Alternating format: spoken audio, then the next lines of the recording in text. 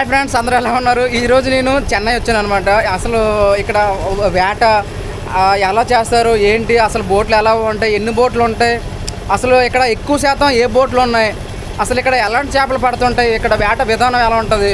ఇది చాలామంది మనకి ఇక్కడ చేపలు పడడం కోసం వలస వస్తుంటారు అనమాట. ఎక్కువ శ్రీకాకుళం జిల్లా, ఇలా నెల్లూరు ఇక్కడ నుంచి అయితే చాలామంది వస్తుంటారు అనమాట. చూడండి, ఇప్పుడు ఏంటంటే ఇది ఎసల్ బోట్ అనమాట.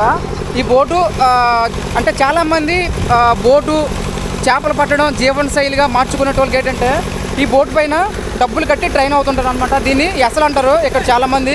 నాకు తెలిసి 6-7 సంవత్సరాల వరకు ఇక్కడే ఉంటుంది అనమాట. ప్రతిరోజు ఎర్లీ మార్నింగ్ 5కి వెళ్ళి మళ్ళీ ఈవినింగ్ 7కి 8కి ఇలాగ వచ్చేస్తుంది అనమాట. వాళ్ళకి ఈ బోట్ పైన ప్రతి ఒక్కరికి ఒక బెడ్ ఉంటుంది.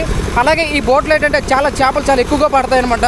ఈ బోట్కి ఒకటే వాళ్ళు ఉంటుంది. చూడండి, ఆ రంపుల పైన చూపించాను కదా, వాళ్ళు ఏంటంటే ఒక్కసారి వెళ్తే మాత్రం సుమారు 4-5 గంటలు ఆగుతారు.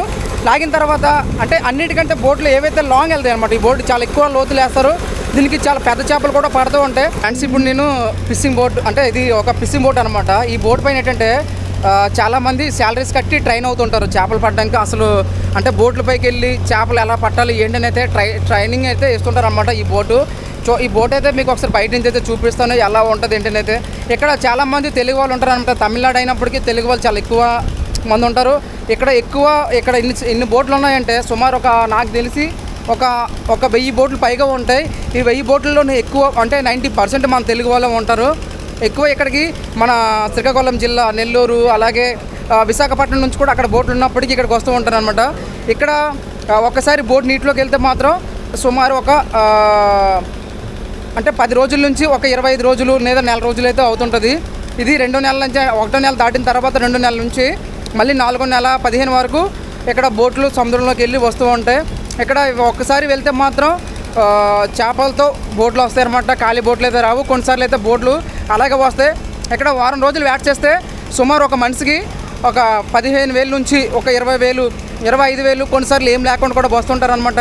అంటే అన్ని సీజన్లో దొరకవు చేపలు. కొన్ని సీజన్లో దొరుకుతుంటాయి, కొన్ని సీజన్లో దొరకవు. అలాగే ఏంటంటే చాలామంది ఇలా బోట్లకి వెళ్తే చేపలు ఎక్కువ దొరుకుతాయి. బోట్ల పైనకి వచ్చేసి వేటలు చేసేద్దాం అనుకుంటాం తప్ప బోట్ల పైనకి వచ్చిన తర్వాత మనం అనుకున్నట్టు ఉండదు, మొత్తం తారుమారు అయిపోద్ది.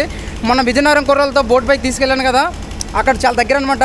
ఇక్కడ ఒకసారి మళ్ళీ బోట్ జట్ని దాటి వెళ్ళిన తర్వాత మళ్ళీ రిటర్న్ అయితే రావు, చేపలతో అయితే వస్తాయి. ఇక్కడ మీరు చూసినట్లయితే ఇది చాలా పెద్ద బోట్ అనమాట. మీకు ఒకసారి మొత్తం ఈ బోట్ మొత్తం చూపిస్తాను. అలాగే ఇక్కడ చాలా గిలెట్ బోట్లు కూడా ఉన్నాయి. అవి అయితే ట్రయల్ చేస్తున్నారు, ఎలా ఉంటుంది అయితే మీకు అది కూడా చూపిస్తాను. అయితే ఇప్పుడు బోట్ పైకి వెళ్ళి ఒకసారి చూద్దాం బోట్ పైన ఎలా ఉంటాయి ఏంటని అయితే మీకు మొత్తం టోటల్ క్లియర్గా అయితే చూపిస్తాను. ఇక్కడ చూసినట్లయితే చూడండి, పైకి ఎక్కుదాం. ఇదేంటంటే ఇది కూడా ఫిషింగ్ బోటు. చూడండి, ఇది ఫిషింగ్ బోట్ అనమాట. ఈ బోట్ ఏంటంటే మార్నింగ్ వెళ్ళి మళ్ళీ ఈవినింగ్ అయితే వస్తుంటుంది. ఎవరైనా బోట్ పైకి వెళ్ళి వేట చేయాలి, ఇదే జీవన శైలిగా మార్చుకోవాలనుకుంటే మాత్రం ఇక్కడికి వచ్చి వీళ్ళకి డబ్బులు కట్టి ట్రైన్ చేసుకుంటారు అనమాట. ఫ్రెండ్స్, ఈ బోట్ పైన ఇప్పుడు మనం ఏ బోట్ మీద అయితే ఉన్నామో ఆ బోట్ని ఎసలు అంటారు అనమాట. ఆ ఎసల పైన చూడండి వల అయితే, ఇది వల అనమాట. చూడండి, రంబుల పైన ఉంది.